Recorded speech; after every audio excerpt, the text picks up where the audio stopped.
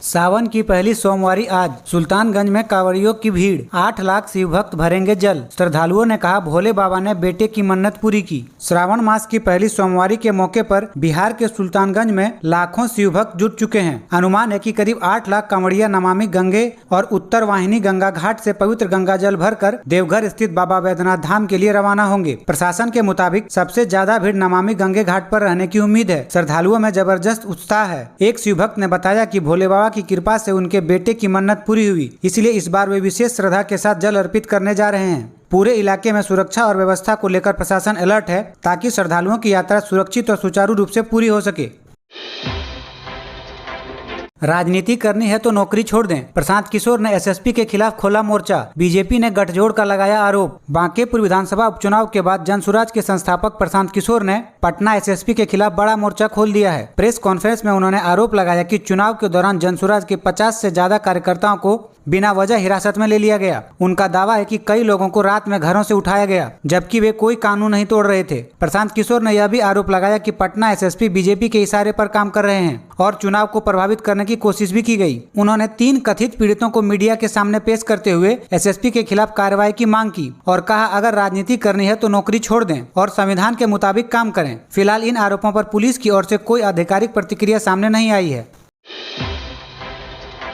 बिहार पंचायत चुनाव से पहले महत्वपूर्ण अपडेट। मंत्री ने कहा परिसीमन के उपरांत ही डाले जाएंगे वोट। बिहार में पंचायत चुनाव को लेकर चल रही तमाम अटकलों पर अब सरकार ने बड़ा बयान दिया। पंचायती राज मंत्री दीपक प्रकाश ने साफ कर दिया कि राज्य में पंचायत चुनाव परिसीमन की प्रक्रिया पूरी होने के बाद ही कराए जाएंगे। मंत्री ने कहा कि जैसे ही परिसीमन का काम पूरा होगा चुनाव की अधिसूचना जारी कर दी जाएगी। उन्होंने यह भी बताया कि सरकार पंचायत व्यवस्था को मजबूत बनाने के लिए लगातार काम कर रही है। पंचायत सरकार भवन, आरटीपीएम सेंटर, आधार सेवा, सोलर स्ट्रीट लाइट, कन्या विवाह मंडप और मोक्ष धाम जैसी योजनाओं पर तेजी से काम चल रहा है।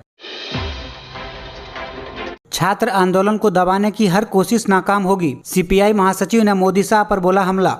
पटना में भाकपा के महासचिव दीपांकर भट्टाचार्य ने मोदी सरकार पर बड़ा हमला बोला है। उन्होंने कहा कि शिक्षा के मुद्दे पर चल रहे देशव्यापी छात्र आंदोलन को दबाने की हर कोशिश नाकाम साबित हुई है। दीपांकर भट्टाचार्य के मुताबिक इस आंदोलन में सिर्फ छात्र ही नहीं बल्कि मजदूर और मेहनतकश तबके भी छात्र के साथ खड़े हैं। उन्होंने आरोप लगाया कि प्रधानमंत्री नरेंद्र मोदी के हालिया बयान से छात्रों का समर्थन करने के बजाय कुछ ताकतों को बढ़ावा मिल रहा है और एक 15 वर्षीय छात्रा तक को निशाना बनाया गया है। उन्होंने सरकार से आंदोलन से जुड़े सभी मुकदमे तुरंत वापस लेने की मांग की और कहा कि नई पीढ़ी के साथ खड़ा होना लोकतंत्र और शिक्षा व्यवस्था में सुधार के लिए जरूरी है।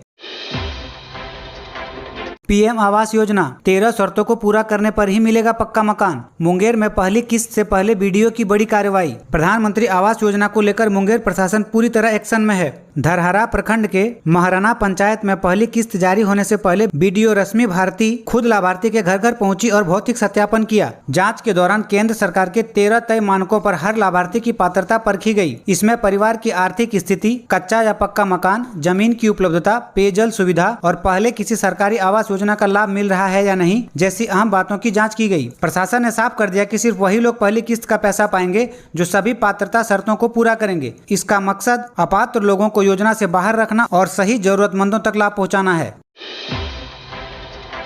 ईओ की हत्या के बाद बिहार के कार्यपालक अधिकारियों में आक्रोश। शव लेकर सीएम आवास जाने पर अड़े। डेहरी नगर परिषद के कार्यपालक अधिकारी विमल कुमार की हत्या के बाद पूरे बिहार के कार्यपालक अधिकारियों में जबरदस्त आक्रोश है। पोस्टमार्टम के बाद उनका पार्थिव शरीर दानापुर लाया गया, जहां बड़ी संख्या में अधिकारियों ने श्रद्धांजलि दी। इसके बाद अधिकारी शव लेकर मुख्यमंत्री आवास की ओर रवाना हुए, लेकिन पुलिस ने रास्ते में बैरिकेडिंग कर उन्हें रोक दिया। अधिकारियों की मांग है कि उन्हें सुरक्षा दी जाए, पीड़ित परिवारों को उचित मुआवजा मिले और मामले की सुनवाई फास्ट ट्रैक कोर्ट में हो। अधिकारियों का कहना है कि पिछले 1.5 साल में यह दूसरी हत्या है, लेकिन सुरक्षा को लेकर कोई ठोस कदम नहीं उठाया गया है। चेतावनी दी गई कि अगर मांगे नहीं मानी गई तो पूरे राज्य में आंदोलन, चक्का जाम जैसे बड़े कदम उठाए जाएंगे।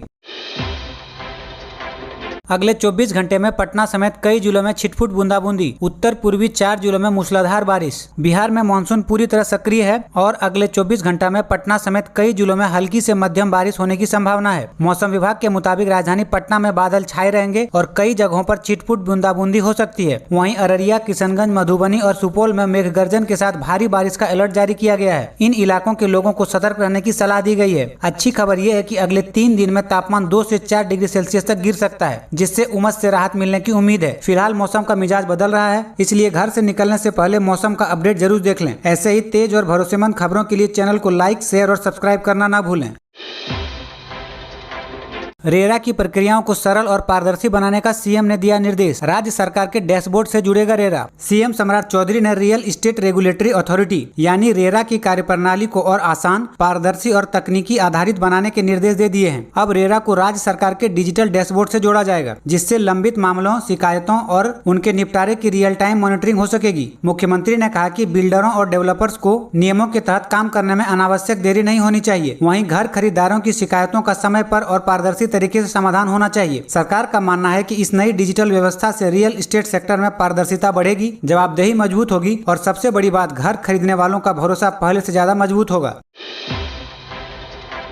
पटना पीएमसीएच में मरीजों को बड़ी राहत। एम्स से 25% कम दर पर मिलेगी सीटी स्कैन और एमआरआई। पटना मेडिकल कॉलेज यानी पीएमसीएच के मरीजों के लिए बड़ी खुशखबरी है। अब यहां सीटी स्कैन और एमआरआई की जांच एम्स पटना से करीब 25% कम कीमत पर उपलब्ध कराई जाएगी। रोगी कल्याण समिति की बैठक में फैसला लिया गया कि जाँच सेवाएं जल्द शुरू हो। इसके लिए तकनीकी कर्मचारियों की भर्ती प्रक्रिया तेज करने और पहले से खरीदी गई मशीनों को जल्द चालू करने का निर्देश दिया गया। अधिकारियों का कहना है कि मरीजों को सस्ती, आसान और बेहद स्वस्थ सेवाएं देना सरकार की प्राथमिकता है। वहीं पीएमसीएच के आंकड़े भी चौंकाने वाले हैं। 26 जनवरी से 31 जुलाई 2026 के बीच अस्पताल की ओपीडी में 2.73 लाख से ज्यादा मरीज पहुंचे, जबकि 1,07,000 से अधिक मरीज भर्ती होकर इलाज करा चुके हैं।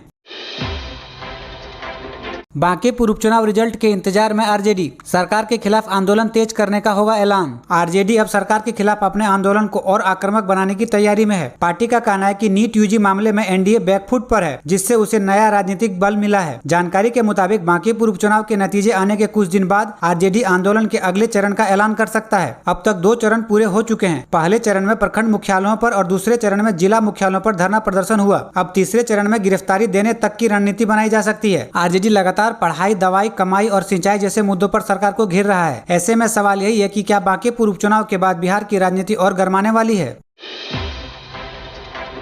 बिहार में सड़क हादसे के बाद डायल 112 बताएगा नजदीकी अस्पताल। पीएम राहत योजना से होगा मुफ्त इलाज। बिहार में सड़क दुर्घटना के पीड़ितों के लिए बड़ी राहत की खबर है। अब डायल 112 के पुलिसकर्मी हादसे के बाद घायलों और उनके परिजनों को नजदीकी ऐसे अस्पताल की जानकारी देंगे जहां पीएम राहत योजना के तहत 1.5 लाख रुपए तक का कैशलेस इलाज कराया जा सकेगा। पुलिस अधिकारियों के मुताबिक इस योजना का फायदा बहुत कम लोग उठा पा रहे हैं, क्योंकि ज्यादातर लोगों को इसकी जानकारी नहीं है। यही वजह है कि अब डायल 112 के जरिए लोगों तक इसकी जानकारी पहुंचाई जाएगी। अगर आपके परिजन या जान पहचान के कोई सड़क हादसे का शिकार हो तो इस योजना की जानकारी जरूर रखें।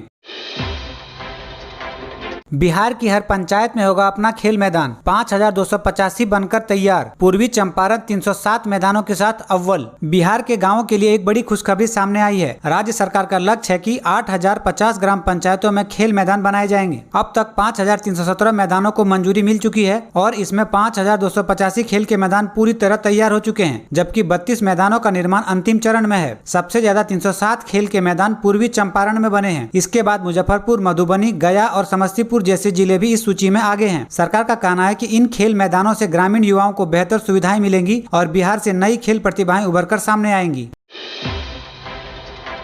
रेलवे भर्ती बोर्ड एग्जाम के लिए 2 स्पेशल ट्रेन पूर्णिया से खुलकर समस्तीपुर, बेगूसराय के रास्ते दानापुर तक आएगी। टाइम टेबल जारी। रेलवे भर्ती बोर्ड यानी आरआरबी की लेवल 1 भर्ती परीक्षा 2 अगस्त से 6 अगस्त तक आयोजित की जा रही है। परीक्षार्थी की भारी भीड़ को देखते हुए रेलवे ने बड़ी राहत दी है। पूर्णिया से दानापुर के बीच 2 स्पेशल ट्रेनों का संचालन किया जाएगा। ये स्पेशल ट्रेनें समस्तीपुर और बेगूसराय के रास्ते दानापुर तक जाएंगी, जिससे हजारों उम्मीदवारों को परीक्षा केंद्र तक पहुँचने में आसानी होगी। रेलवे ने इन ट्रेनों का पूरा टाइम टेबल भी जारी कर दिया है ताकि अभ्यर्थी समय पर अपनी यात्रा की योजना बना सकें। अगर आप भी आरआरबी परीक्षा देने जा रहे हैं तो सफर पर निकलने से पहले अपनी ट्रेन का समय जरूर चेक करें।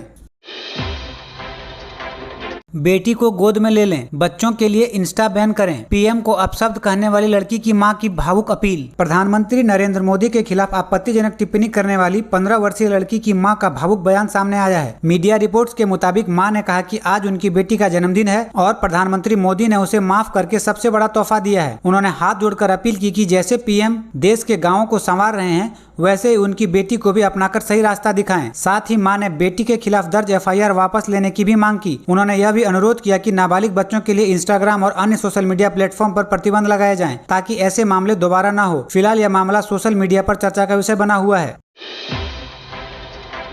माता वैष्णो देवी यात्रा के दौरान 2 श्रद्धालुओं की मौत, दर्शन के बाद भवन से लौट रहे थे। जम्मू कश्मीर के कटड़ा में माता वैष्णो देवी यात्रा के दौरान 2 श्रद्धालुओं की हृदय गति रुकने से मौत हो गई। दोनों श्रद्धालु माता के दर्शन करने के बाद भवन से कटड़ा लौट रहे थे। पहली घटना हरियाणा के करनाल निवासी 49 वर्षीय सुभाष चंद्र भवन क्षेत्र में बैटरी कार स्टैंड के पास अचानक बेहोश होकर गिर पड़े। वहीं दूसरी घटना में सत्येंद्र सिंह की भी हार्ट अटैक से जान चली गई। दोनों को तुरंत चिकित्सा सहायता देने की कोशिश की गई, लेकिन उन्हें बचाया नहीं जा सका। पुलिस ने पोस्टमार्टम और कानूनी प्रक्रिया पूरी करने के बाद शव परिजनों और साथियों को सौंप दिए। इस घटना के बाद श्रद्धालुओं से यात्रा के दौरान स्वास्थ्य का विशेष ध्यान रखने की अपील की गई। दक्षिण भारत में आफत बनी बारिश, केरलम में बाढ़ से 8 और कर्नाटक में लैंडस्लाइड से एक ही परिवार के 3 लोगों की मौत। दक्षिण भारत में लगातार हो रही भारी बारिश ने हालात बेहद गंभीर कर दिए हैं। केरल में बारिश और बाढ़ से जुड़ी घटनाओं में अब तक 8 लोगों की मौत हो चुकी है, जबकि 8 लोग लापता हैं और 13 लोग घायल हुए हैं। प्रशासन ने 5792 लोगों को सुरक्षित निकालकर 209 राहत शिविरों में पहुंचाया है। वहीं कर्नाटक के शिवमोगा जिले में भूस्खलन की दर्दनाक घटना से एक ही परिवार के 3 लोगों की मौत हो गई। मौसम विभाग ने अभी भी भारी बारिश का अलर्ट जारी किया है। इसी बीच सबरीमला जाने वाले श्रद्धालुओं से यात्रा पर दोबारा विचार करने की अपील की गई। फिलहाल राहत और बचाव कार्य तेजी से जारी है, जबकि प्रशासन लोगों से सतर्क रहने और सुरक्षित स्थानों पर रहने की अपील कर रहा है।